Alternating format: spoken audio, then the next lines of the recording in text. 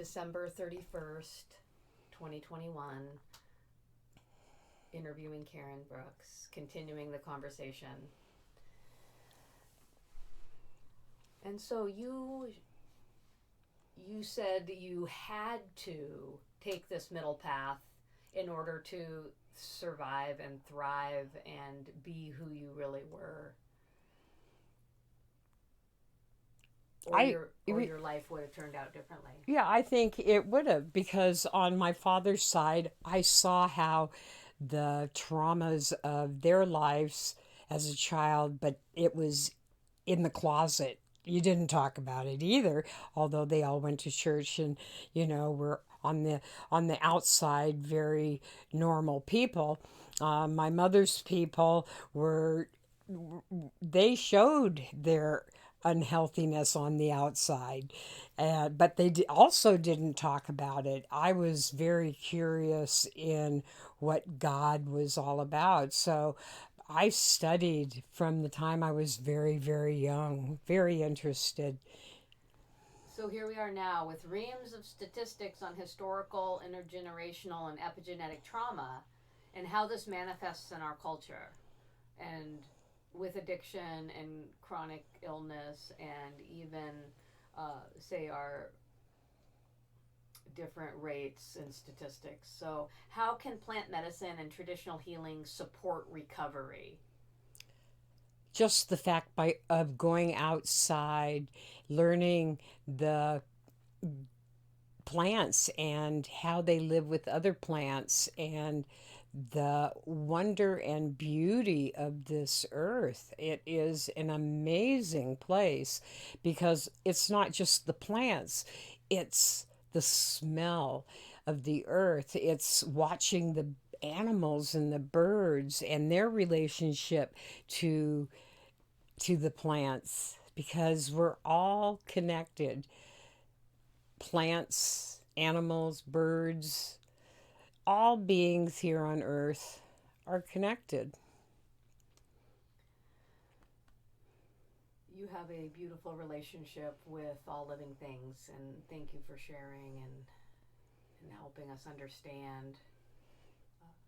Can you share how you communicate with plants before you harvest them? What's your protocol? Well, I always say a prayer before I even get to where the plants are, and then I ask the plant. I ask, "Can I come and pick you? Can is it okay? Are you ready?" And then the plants just show me which ones I can pick. I always leave plants. I don't take all the plants. You take, like in our family, we harvest less than a quarter of what's present, leave the rest for others and animals. Has a plant said no, you cannot harvest it? Yeah, it has. And so you move on. I Just move on. Yeah. It's like we're gardeners of the earth. We're sort of uh, pruning and picking plants for Mother Earth, I think. You don't pick it all, you just kind of sort it out so that more can grow. And as you move through the berry patch or the plant patch, pick a little here, pick a little there, you cover more ground, you have more nature to see and experience as you move through the landscape. Oh, yeah, and you treat them like they were in your garden, because they are in your garden ultimately. You just go out there and it's your garden. That's so beautiful. When I was young, we moved some plants closer to the house. Yes, to see if they would grow. And surprisingly, they do grow. They Yeah, they Many do. plants transplant well. It's it's very nice to have my favorite traditional plant medicines close to my home so I don't have to travel so far. Right. Yeah. When I'm really old, that would be nice. Just step out into the yard and go pick whatever plant I need. And because we were nomadic people, that's what we did. We just went and picked what we needed. We didn't store a whole lot. Although we did store, I'm finding out, but not massive amounts. Right. We didn't travel with all that we stored No, no, all no, the no, time, no, right? We no. had different Although some camps. plants like juniper, they would leave buried in the snow, and when they needed to use juniper berries for coughs and severe problems, they knew where they were, so they'd go dig them up and take the medicine. It was like natural uh, environment to keep preserve them until they were needed. And so in the past, traditionally, we families knew many plants. We knew all the edible plants and all of those plants where they were in the landscape, where to find them. This is how we thrived and sustained ourselves in the Arctic. And then not all Alaska Natives were medicine people. And so the medicine people would have special plants. Correct. Do you want to talk a little bit about that? Well, knowledge between indigenous people, I believe, was passed from tribe to tribe. I think we were connected uh, with the tribes in Australia via journeying. I think the information for special plants, especially vision plants, was shared and known with the medicine people. And then there's this story I've heard around. Um, so a medicine person could have 20 plants that they worked with, or they could even have only one plant, and that one plant did everything that they needed to heal. That's correct. They would have a plant ally, and that plant would, tell them. It was like having a twin in your head, I guess, that a very intimate connection with that plant. And that's private information. It's often the medicine people are not going to tell you what that plant is. We have those plants to this day. We have plant allies, we have plant helpers, and that is sacred information. It is because people, as a rule, really don't pay attention to the power and the properties of what plant medicine is, and therefore can harm themselves. In fact, can die from overdosing on plant medicine. You have to have knowledge, you have to know what you're doing, you have to have that intimate connection with the plant and know how to properly use it for whatever is going on in the body. And this is plants as what we would say, oh, we can go to Fred Meyer's and buy chamomile, nettle, yarrow tea, and and it's in a very specific tea bag size, and it's 1 teaspoon of dried herb. But if you go out into the landscape here in Alaska, pick Alaska yarrow, you could overdo it on Yeah, too much yarrow, yeah. where it could be very drying to your body. Oh, yeah. And that's why there's medicine people, because they are born to do that. From the time they're very, very young, they have this interest and they follow their dream. And indigenous cultures always honored that child for, they honored every child for what they were gifted with. And that is the key. You gift everyone is gifted with what they know, and you allow that gift to grow, and you allow it by watering it and being, it's a tender little gift, like a tender little plant coming out of the ground. You nurture it, you support it, you keep it fed, and it will indeed fruit and be an amazing being. That's so beautiful.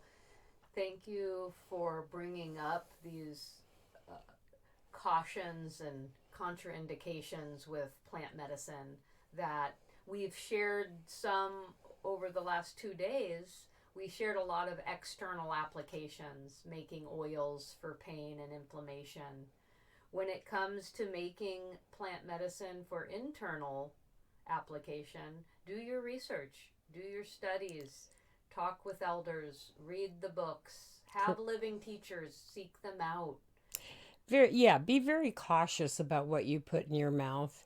But also, the medicine that grows up here is way more powerful than the medicine you buy in the tea bag. You don't know how long that's been sitting there, and you don't know where it was harvested at. You do know where it's harvested if you do it yourself, and the potency is way better. There's intention, there's prayer, there's the landscape that you've harvested from here. That's also part of the vibrational medicine of the plant. And after I'm done, I always leave a gift. I feed the earth, be it leftovers from the lunch I brought or water that I have brought. I don't need it when I leave, so I will leave some. I'll leave a part as my gift and in my thanks for that plant being there. And Alaska Natives, American Indians, Indigenous people who have been born with these gifts of sensitivity, of healing, of traditional medicine, we're really blessed right now to have access to living teachers, elders, and then opportunities to study at university in different fields that support our traditional healing and ethnomedicine histories.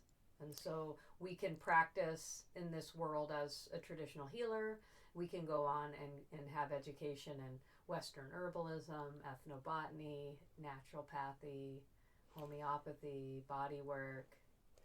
And there's pockets of people all over the place that their family has maybe one or two plants that they never stopped using. And if you are lucky enough to meet a family like that, pay attention to how they use it. Ask questions because maybe that isn't in a book yet.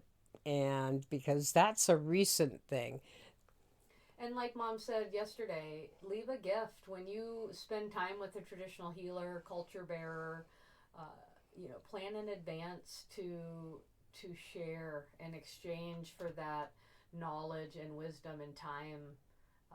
Just visiting with a traditional healer is healing. Yeah, it is. They have a lot on their mind and they're always doing something for somebody. And so, I can think of an elder that in just sewing furs, and that's healing in itself. And I had to make an appointment with her, and she was very clear about I could only ask one question. So I would really think very, very hard and ask a couple of questions in my one question. But I always brought a gift for her. And what was her name? Sally Hudson. And she was known for her beautiful parkas.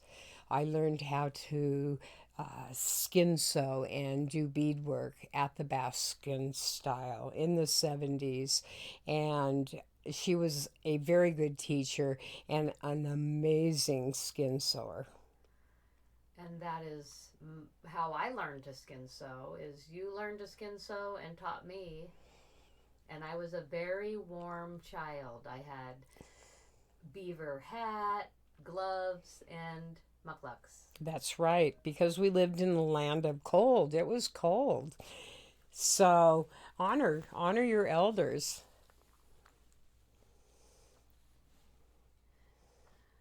Do you have anything you'd like to share before we close? Oh, I can't think of anything except for the journey to self-healing is to acknowledge that we're all broken in some way and we're all connected on this planet, and we're all worthy